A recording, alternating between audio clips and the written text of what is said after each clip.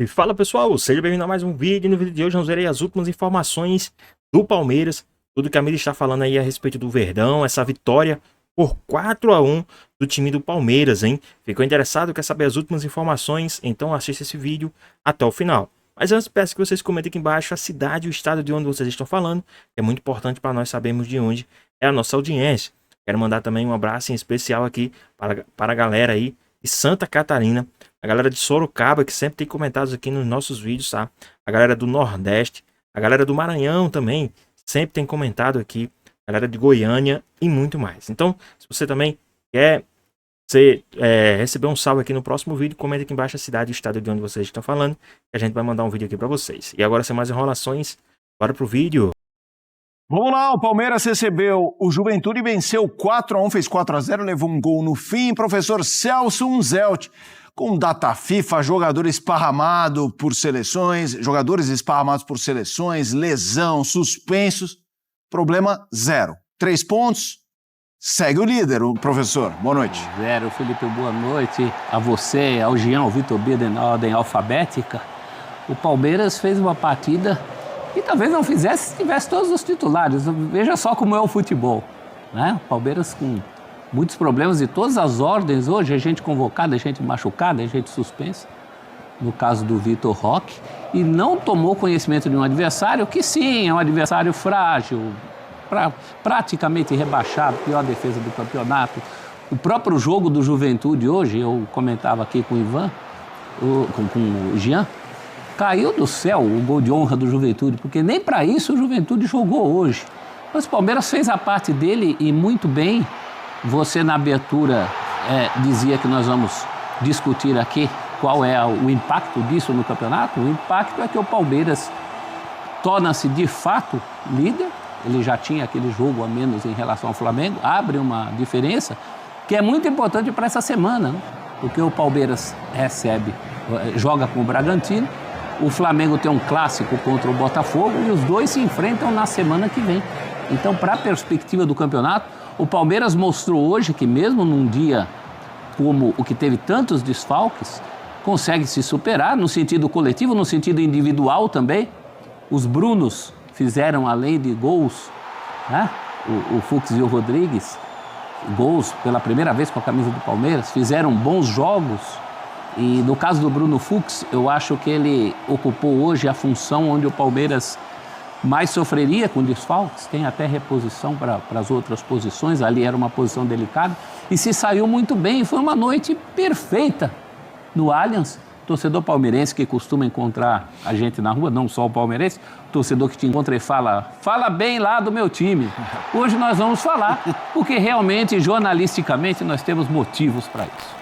Jean Oddi, boa noite, Palmeiras 4-1. Um time que tinha desfalques, não, assim, porque não é só um desfalque no sentido de individualidades. E padrão, quando você tem 11 de forma mais regular jogando e eles deixam de jogar, você pode se surpreender com o resultado. Surpresa zero hoje, meu amigo. Pois é, boa noite, Felipe, boa noite a todos. Eu acho que assim, óbvio que o Palmeiras, em geral, será favorito contra o Juventude, ainda mais com o Palmeiras jogando em casa. Óbvio que o Palmeiras seria muito favorito com o seu time titular, sim. Mas para mim o que a gente viu em campo hoje foi surpreendente justamente pelo que você disse, assim, acho que estamos falando de 10 desfalques, né? E não são 10 desfalques que você força a barra para contar 10 desfalques. Tudo bem, talvez o forçar a barra seja incluir o Paulinho entre esses desfalques, né? Sim. Porque aí talvez seja forçar a barra. Mas tirando isso, são jogadores que vinham atuando, a maioria como titulares, então era um Palmeiras muito modificado e quando eu digo que é surpresa, não pelo resultado, mas pela atuação realmente, porque foi um Palmeiras que jogou muito bem, jogou em altíssimo nível, acho que o placar reflete o que foi o jogo, né? Ainda que o Palmeiras depois das mudanças tenha baixado um pouco o seu ritmo e também é normal, então acho que foi um grande jogo e é difícil até a gente apontar o destaque individual. É claro que, como história, o Bruno Rodrigues é o grande destaque do jogo, porque é uma história que emociona mesmo, e a cena dele beijando os joelhos ali, acho que, de alguma maneira, simboliza isso melhor do que qualquer outra coisa. Mas melhor em campo é assim, você tem o Andrés num altíssimo nível, você teve o Fux num altíssimo nível, o Veiga voltando a ser o velho Rafael Veiga, então foram vários jogadores atuando em alto nível, mesmo com o Palmeiras muito desfalcado, uma vitória impressionante. E é impressionante, né? Como o Palmeiras, de uma hora para outra, virou a chave, porque eu me lembro do Birner falando aqui que o Palmeiras não jogava bem, embora conseguisse os seus resultados, e eu concordava com ele. O Palmeiras não fazia grandes jogos, e aí foi de uma hora para outra, né, de um momento para o outro, acho que depois da eliminação para o Corinthians... Na virada contra o Ceará, na quando Copa... quando ele acha os dois atacantes. Quando ele acha os dois atacantes. Foi. Mas, pois é, hoje não tinha os dois atacantes, né? Sim. Que acho que foram vistos por nós como o momento da virada. Na hora que jogo contra o Ceará, quando ele põe os dois atacantes, né, durante o jogo, a partir dali o Palmeiras começa sempre a jogar muito bem. E não apenas a vencer os seus jogos. E hoje, com o time completamente modificado, manteve esse alto nível de atuação. Então, acho que é realmente uma partida para ser elogiada. Esse jogo do Ceará me marcou, Birner, que eu tava no pós-jogo, que eu não me lembro se era linha de passe ou Sport Center, e tava um jogo amarrado e tudo mais, entra o Flaco, porque o Vitor Roque estava em campo, e a coisa muda. Poderia ter esse retrocesso, porque era um Palmeiras naquele momento que criava muito pouco. Até conseguia um ou outro resultado, mas assim, não conseguia fazer gols. A gente podia ver uma versão desse Palmeiras hoje que ganhasse de 1-0, de repente com 2, mas a forceps. Não foi o caso. Foi numa boa, ok, dada a devida fragilidade do adversário. Mas assim, eu costumo brincar assim, é frágil. Então vai lá e ganha de 4-1, porque assim, se for frágil, todo mundo vai lá e ganha de 4-1. É que nem o Vitória quando o Flamengo ganha de 8. Isso, então, fala, gente. Não, é isso. A gente está acostumado a ver times e seleções sofrerem muitas vezes contra times que são frágeis, como o Juventude é frágil e dificilmente vai se salvar do rebaixamento, né? Acho que é muito frágil o Juventude, mas muitas vezes contra time fechado você tem dificuldade. Cruzeiro e no hoje do o Sport, Palmeiras por não teve exemplo. nenhuma. Exato. Vamos lá, Birner. Boa noite pra você. Boa noite, Felipe. Boa noite, Jean. Calçado é o hábito de virar pra cá. Uma honra. Professor pro professor. Professor não, Celso Zero, que promoveu a boa noite calçada. aos fãs do esporte. Esse jogo mostra, primeiro, a força do elenco do Palmeiras. É óbvio que, se olha o elenco, o time que entrou em campo comparado com o Juventude, e não dá para comparar. Mostra, entre aspas, volantes que não são volantes. E aí, pessoal, o que vocês acham que tem de tirar de proveito aí dessa vitória do time do Verdão? Vocês acham que esses 3 pontos que o Palmeiras abriu de vantagem para o segundo colocado já o garante campeão do Campeonato Brasileiro em 2025 ou não? Deixa aqui nos comentários, hein? Vamos dar continuidade aqui ao nosso vídeo. De marcação, são caras que constroem muito, sabendo da fragilidade do Juventude, mas a versão tradicional do Abel sempre teria uma precauçãozinha para evitar que o time tome um gol e desande, ou seja, ele está muito confiante na equipe e bota uma pressão enorme no Flamengo. Esse resultado, por mais que seja previsível, eu concordo com o Jean, eu achava que o Palmeiras ganharia, mas eu não achava que seria tão fácil e rápido como o Palmeiras... Especialmente rápido. Porque isso tem sido uma marca. O Palmeiras resolveu assim contra o Inter, o Palmeiras resolveu assim o jogo de ida das oitavas de final fora de casa desse jeito, né? No Peru. O Palmeiras tem resolvido algumas partidas assim contra o Vasco da Gama. Não tem sido uma novidade. Quando você muda muitos jogadores, mas você tem um timaço em campo e perde os seus 2 principais atletas dessa virada, como se chamou a atenção, de qualidade de jogo do Palmeiras, você imagina que talvez o time sofra um pouco, mesmo sendo favorito e com muita capacidade de ganhar do Juventude. E o jogo foi muito fácil. Foi muito fácil, o Palmeiras tem um elenco muito forte, foi muito fácil porque o trabalho do Abel é muito bom, e foi muito fácil também porque quando um time vem nessa fase que o Palmeiras vem, os jogadores bons ficam ótimos, os razoáveis ficam bons, todo mundo fica inspirado. Sim. E os portões da vitória se abrem com muita facilidade. Aí é que tá. A dupla Flaco Roque não estava em campo, mas o espírito já era outro, completamente diferente da fase anterior à descoberta da dupla de ataque. Nós falávamos que o Palmeiras jogava mal e que o elenco podia render mais antes do jogo contra o Ceará, mas certamente os jogadores também sabiam disso. Claro. Eles sabem que era eles normal mais, que fosse assim, né, Birner? Sim, eu acho faz que parte. essa é a questão também. Porque aquela insanidade de pedir troca de técnico, de chamar o técnico de pardal e tudo mais, num momento em que o time passava e ainda passa, de certa forma, por uma reformulação considerável com a chegada de tantos jogadores importantes, assim, era fato de que o elenco jogava menos do que ele podia jogar, mas também era normal que fosse assim. Não vou dizer que era óbvio que obrigatoriamente seria assim, porque muitas vezes a gente já viu no futebol elencos se encaixarem, jogadores se encaixarem muito rapidamente, mas assim, o normal era isso. O normal é você contrata os caras vão se integrando ao time e aos poucos você começa a ter o melhor futebol. Então, assim, eu acho que a gente está muito acostumado, claro, a cobrar resultados imediatos, porque se esses resultados imediatos não chegam, o técnico é demitido, e talvez no caso do Palmeiras isso só não tenha acontecido porque era o Abel Ferreira, né, que tem um crédito absurdo, mas acho que assim, estava tudo dentro da normalidade. Hoje o Palmeiras joga um grande futebol, não tem o melhor elenco para mim segue sendo o do Flamengo, mas como o Birner disse, acho que você olha para a atuação que o Palmeiras faz hoje, com 10 desfalques importantes, porque não tem nenhum desfalque pequeno, desfalque que... o Sousa, vai. O Sousa até pouco tempo ele era titular. Quando fez o gol da vitória. Ele fez o gol da vitória contra o São Paulo. Então, assim, eu acho que é importante dizer isso. Os 10 desfalques são 10 desfalques significativos, relevantes, e claro que isso mostra a força de um elenco que é também um elenco muito forte. Quando você olha só, claro, fica à vontade mesmo. A força de construção do Palmeiras contra um time que obviamente ia construir pouco. E aí eu tô falando do dedo do treinador. Quando você vê Veiga e Andreas Pereira, entre aspas, volantes no jogo, porque na verdade o Palmeiras teve muito mais domínio e controle, podendo construir o jogo. Quando você olha o Maurício e o Felipe Anderson, o Maurício no começo do ano era o melhor jogador do time, né? Então, você está falando de um jogador que vai ter fases durante a temporada muito boas. O Felipe Anderson jogando como um falso 9 naquele começo do ano. Como um falso 9, bem lembrado. O Felipe Anderson que se encontrou. O Palmeiras demorou, provavelmente se fosse outro clube...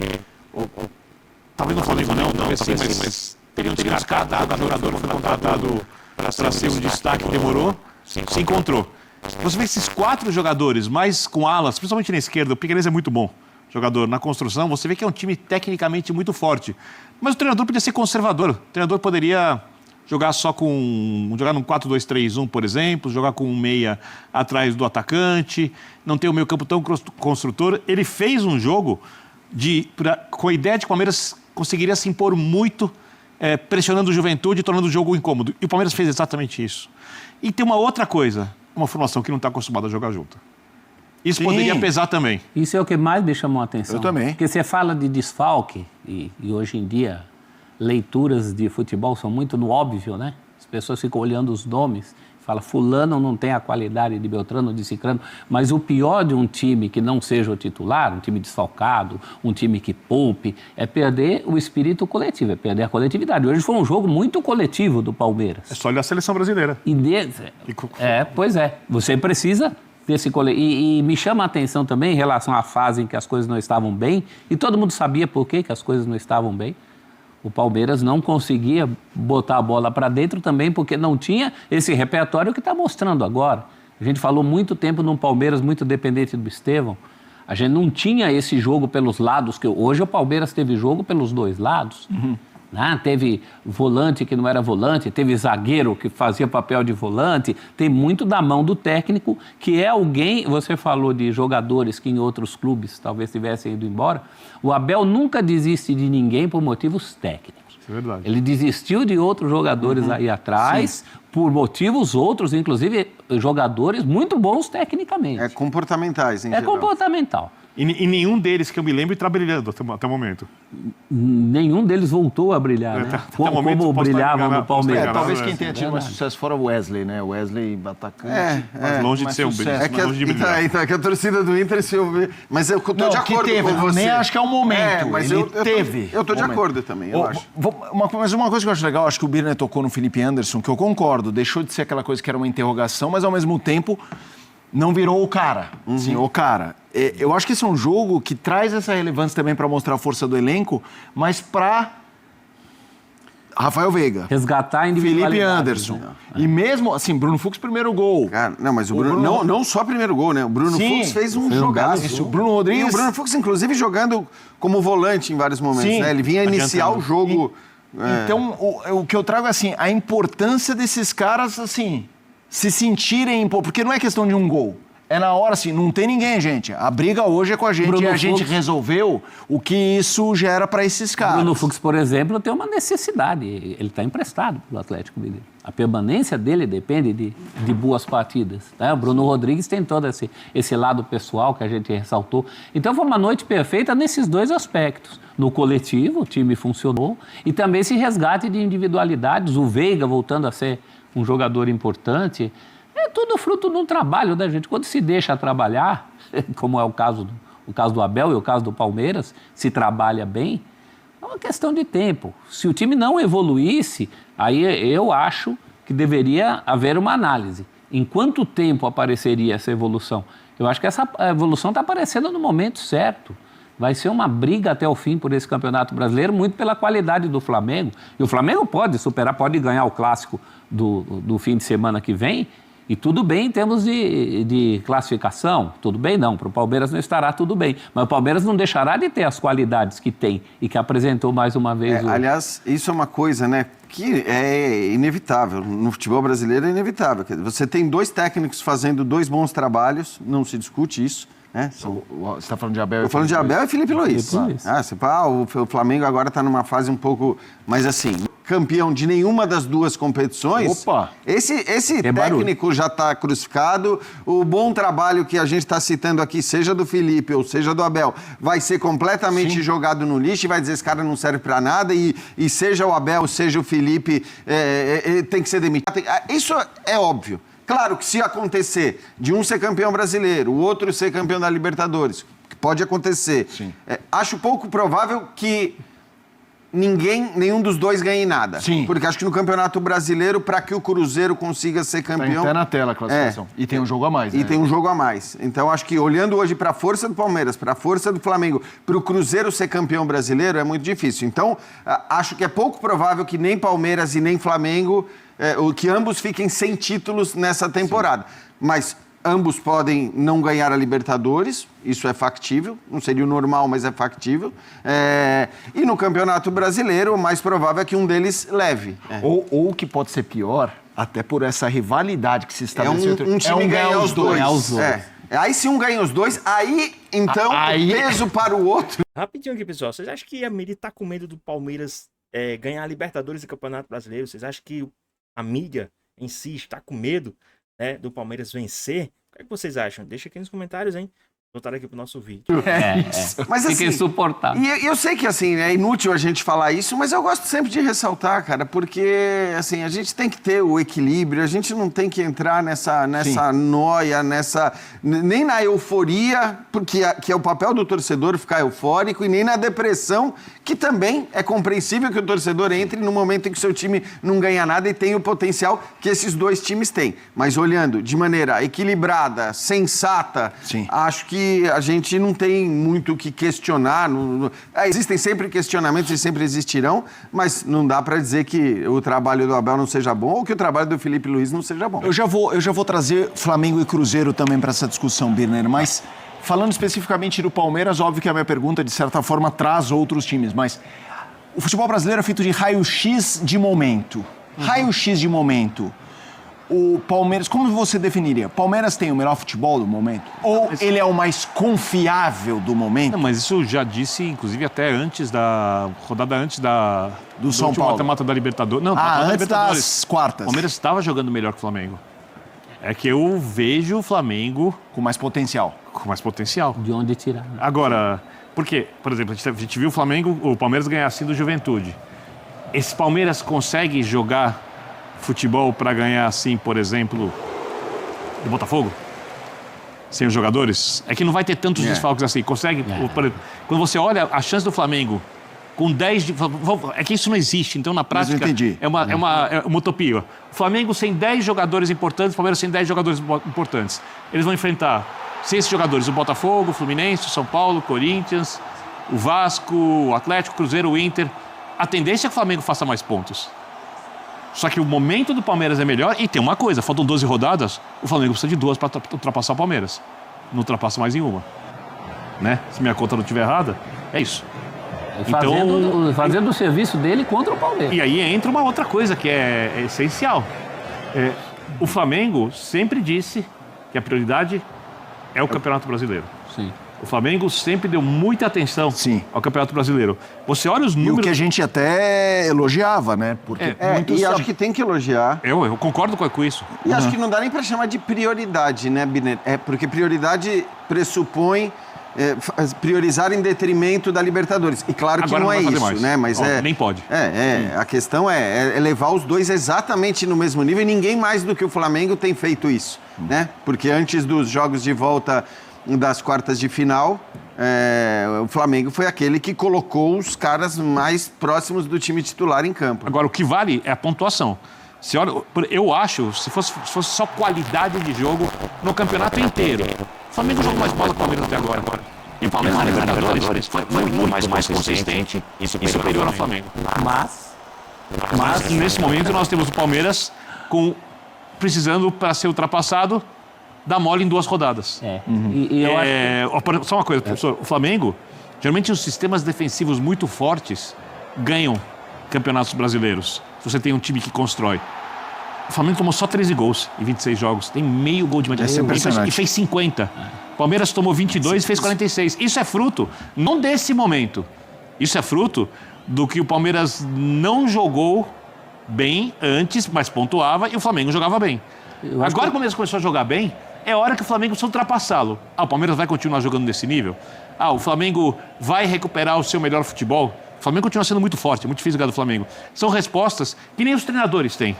E essa é a graça do campeonato. Claro, senão não tinha campeonato. Mas a consistência é a diferença do Palmeiras. Eu acho que o Palmeiras passa um momento mais consistente. E para campeonato brasileiro, a consistência é muito importante para essas rodadas que faltam. Para Libertadores, uma má noite no meio de semana pode jogar todo o teu trabalho fora. Né? Também como pode te consagrar. O Flamengo tem de onde tirar, como o Biden lembrou, suficientemente até para ganhar as 2 competições. E ganhar 2 competições, embora naquele caso uma delas fosse a Copa do Brasil, nem isso salvou o emprego do Dorival no Flamengo. O Dorival já caiu tendo ganho 2 competições.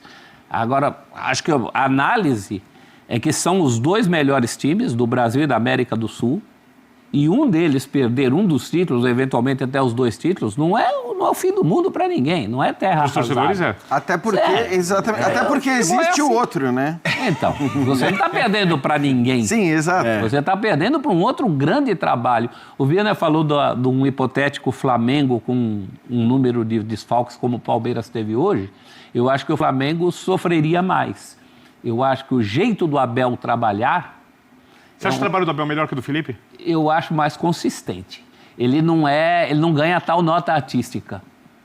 Né? Na nota artística, eu acho que o Flamengo teve momentos mais exuberantes. Eu acho que são trabalhos incomparáveis por conta da longevidade. São trabalhos diferentes. Porque, sim, é difícil. E acho que o Palmeiras acaba passando por uma reformulação maior, o que também faz com que fosse normal o começo de temporada de um Palmeiras não exibindo todo o seu potencial. Agora, é difícil essa comparação quando você fala de um técnico que assume praticamente nessa temporada, né, primeira temporada inteira, e um técnico que está há 5 anos num time no Brasil que é uma insanidade, é uma loucura. Você imaginar um técnico... E claro que só está também porque...